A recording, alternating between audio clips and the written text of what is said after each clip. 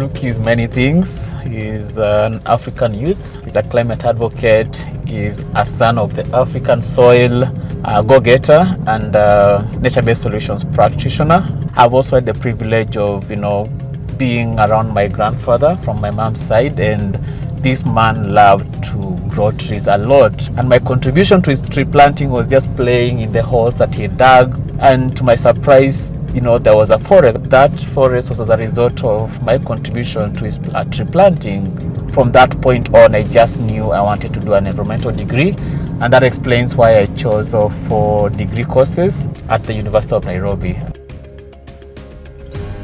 I joined Youth for Nature in 2019. In my capacity, I was a regional coordinator for Africa. And so in 2020, I thought an impact on the ground project made sense for Africa. I started this idea with Marina, Youth for Nature founder. In the long run, I proposed INUKA, and it sounded very well. The first time I heard about INUKA, I was really excited because of how deep the impact of this project is. The regional director, Kaluki Paul, was really talking to us a lot about the idea of restoration, about on-the-ground works, about nature-based solutions on the ground. Up until then, we mostly did digital and remote work around knowledge sharing and storytelling, except for when we went to international events. So it was actually quite exciting and promising to hear we're actually going to be doing and supporting nature-based solutions on the ground. The purpose was to train young people across different landscapes here in Kenya who are working on different thematic areas. And then there will be a scale-up of those projects across Africa. And he requested me if I could be one of the trainers. It was a wait-and-see kind of scenario. I'm glad that the project took off, and we've made some milestones that I know will outlive most of us.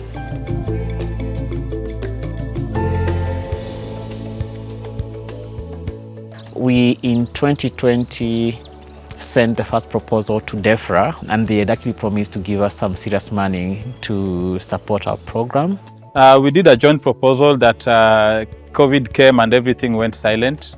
And of course we understand, because donor priorities in a pandemic, you had to put money where it was needed most. So I had to reorganize and really rethink the strategy, the plan, and even the vision, the goals of this project, and the timelines on the same.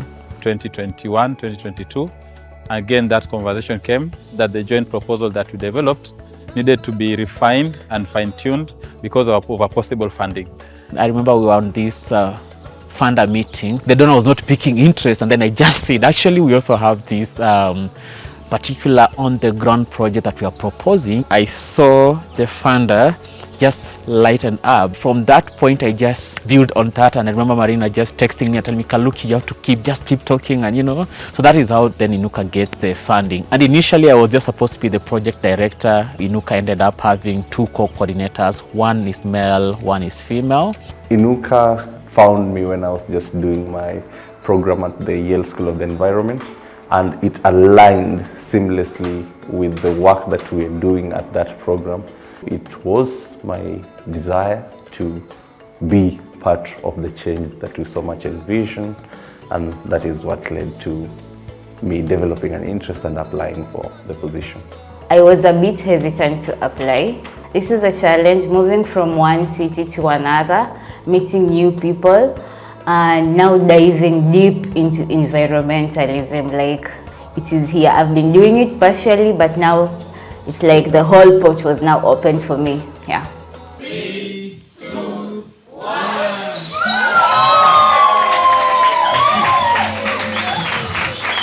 Tuinuke sasa, tuinuke sasa, tuinuke sasa yetu. Tuinuke sasa, tuinuke sasa, tuinuke sasa yetu. And so just witnessing that launch and being able to launch INUKA for me was, and it still remains, my biggest highs, and I'm glad that that moment happened. Hii miti yote iliyokuwepo na sahihi hapo zamani kulikuwa na uharibifu sana wa mikoko. Ila kwa sasa hivi tumejua umuhimu wa mkoko ni nini. So tukaona ni muhimu tuulinde na tuuregeshe ule uliokuwa umekatwa na ile ambayo ilitekwa na mvua ya El Nino. Basi kuona kwamba ni vyema ya kwamba tuweze kuungana na kujishirikisha hasa kwa ajili ya kurudisha mazingira hii ya mkoko. These are different species, the ones that tunafanya restoration.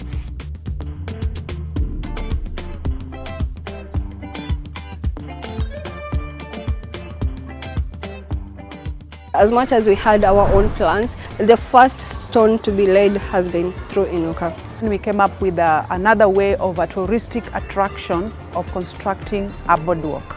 We envisioned it that it will create job opportunities to our youths and also increase knowledge on issues to do with the conservation of our environment. The other one is beekeeping, where we engage the communities directly. We train them on how they can actually harness the potential of beekeeping, and then after the harvesting of honey, we now try to create a local market where we bridge the gap between the community, the production, and the market.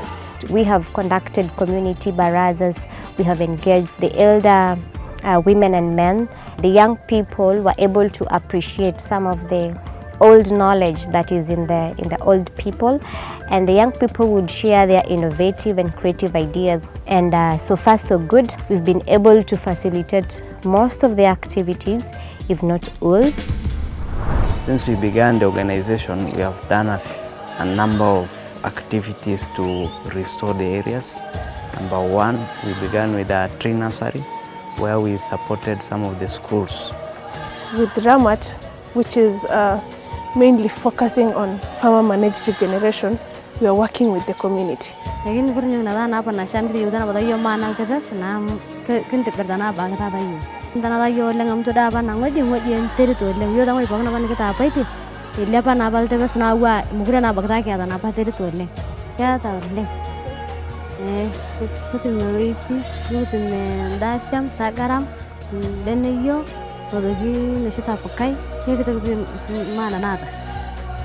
We integrated our beekeeping project into INUKA.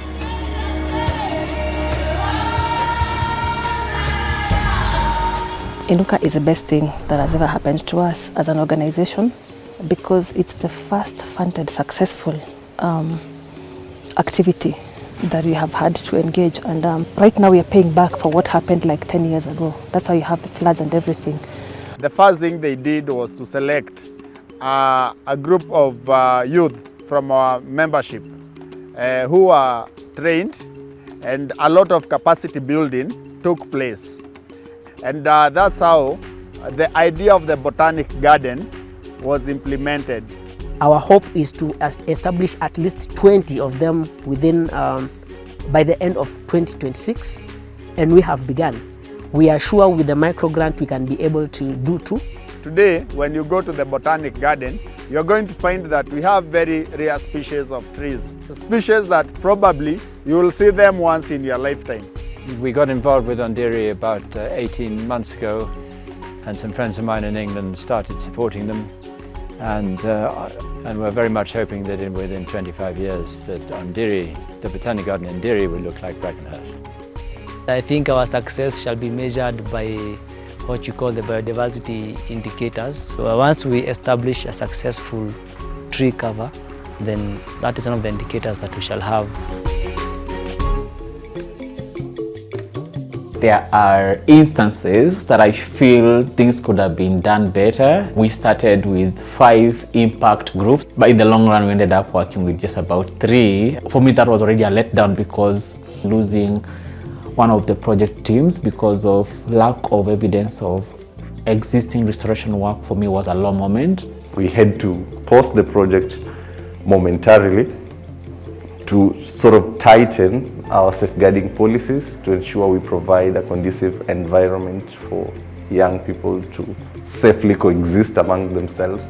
The start of that process was a pain point, but then we were able to crack that code. You see young people that are ready to work, they're ready to serve, but they cannot. Why? Because the project is limiting. We cannot hire everyone, you know? So to me that was a low moment. I mean, I had to resign midway to pursue other things, but I had to, you know, live it or pass it down to the coordinators to continue it to its finality. There was a set of emotions. Particularly, it was gloomy, I think, to begin with.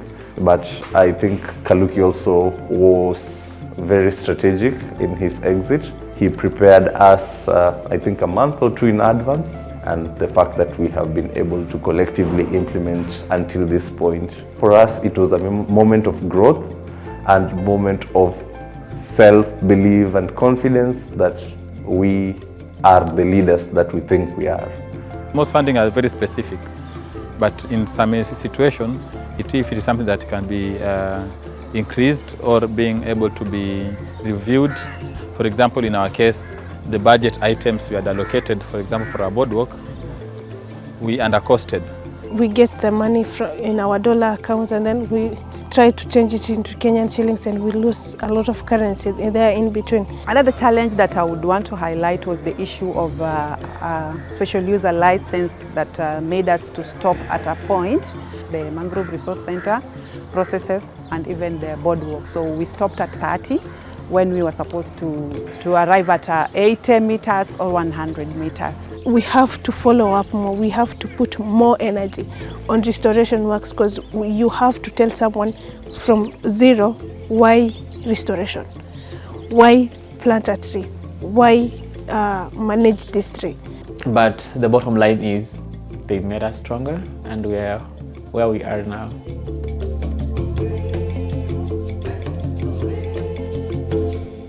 Has INUKA been impactful? Yes. Na sasa hata ukitembea huko mahali utashangaa, manake mikoko imekuwa mikubwa. Tunapumua hewa safi sahi, na pia ndani ya hiyo mikoko bado kuna samaki watu wanapata, yani katika uvuvi.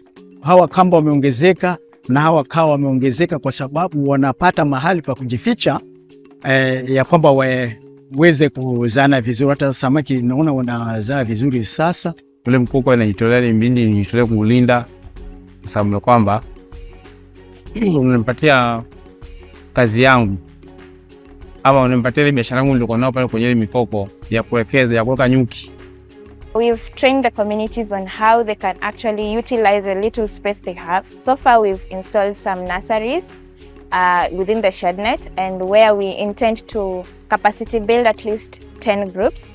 We will be issuing the seedlings and then they will now be practicing the agricultural activity within their homesteads. We have been able to do some trainings apart from the capacity building sessions in order for them, to prepare them for the tourism activities that are going to come as a benefit for this boardwalk. As time goes by, we also decided to engage our youths and we introduced something called an Napo Conservation Cup. So what it's been able to do is to support the engagement of the 400 plus youth to be able to restore their landscape in a way that is exciting, Some are doing restoration by tree planting, those that have access to water, and those that don't have access to water are doing restoration by farmer managed regeneration. Holiday tulikuwa busy sana, and then hata uwezi ukaona time venye inaenda because sometimes asubuhi tunapata tumeenda kupanda miti, tunasaidiana, after lunch tunakula tu, alafu unapata tumetokea tizi. Over the weekend fixtures ilienda tu vizuri na appreciate. I've come to watch the game because I actually support what Napo is doing. This football brings us together, and also we plant trees. It encourages the youth to plant trees. I would recommend if it is maybe done twice in a year. That will lead to planting of more and more trees. This project has come to empower us a lot from Napo, and we really appreciate the support that you have given us, which is also making the environment to become more friendly and even more relaxing. Ondire Wetland has been more of an education center where people come to learn. Through the microgrant, we've been able to set up a Wi-Fi connection for the community. We established a tuck shop through the funding, a tuck shop that has been able to sustain a few people that have been there. So we saw the best way to manage the trees is to have vegetables planted on our garden. So we've planted 6 different species of vegetables that we are going to sell. Even when the pilot project comes to an end, we have a sustainable way of continuing to manage the organization. The people who are working at the Botanic Garden are people who live around, that is one. And two, we don't have those fights with the community. They have embraced the project. The community has been able to learn that first, we need trees. And it's not about planting trees. It's about I plant, I nurture, and sustainability. Like I have to make sure that this tree gets to a point that now it's okay. Even if I leave, the tree is fine. INUKA has been an impacting and a very inspiring journey to me as a person. It created an opportunity and an avenue to learn and share. I used to know that social media is just for slaying, posting my photos and all, but now I know that I can impact young people on environmental issues and tell my stories to the world on the same and bring more people on board. Learning the aspect of storytelling, especially using NBS in agriculture, and that is something that we are doing and implementing at our botanical garden.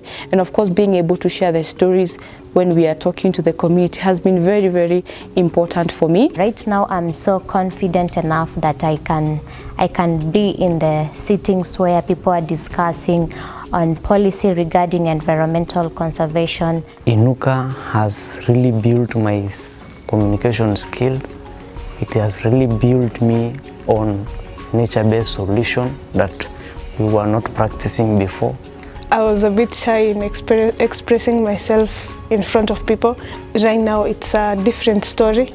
This has hugely built my knowledge base, my capacity, my thinking when I come to design projects within our landscapes. To be capacity built, to understand even better, to align my goals, my objectives, what I desire, not just for myself but for my community as well.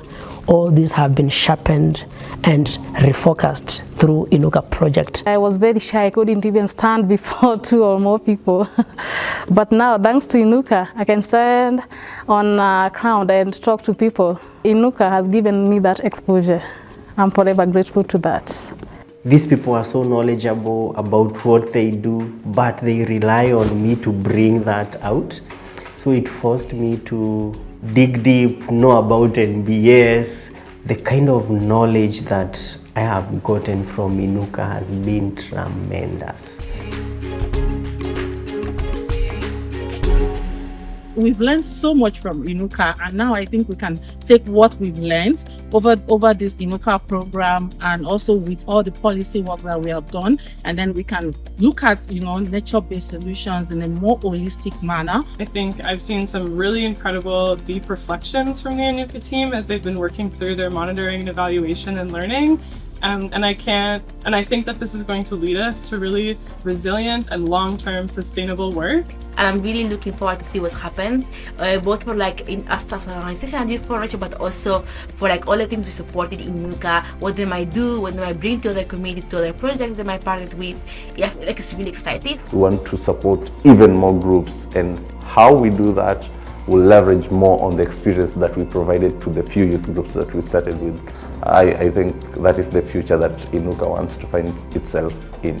So it's my hope that INUKA scales beyond Kenya, beyond Africa, and that we manage to secure, or the project manages to speak to the global funding mechanism for projects on landscape restoration globally, on climate action, nature-based solutions, and livelihoods enhancement, and that way then INUKA will live its goal. It's possible to change the world and transform it in ways that we never thought possible when we believe in ourselves. So just believe in yourself.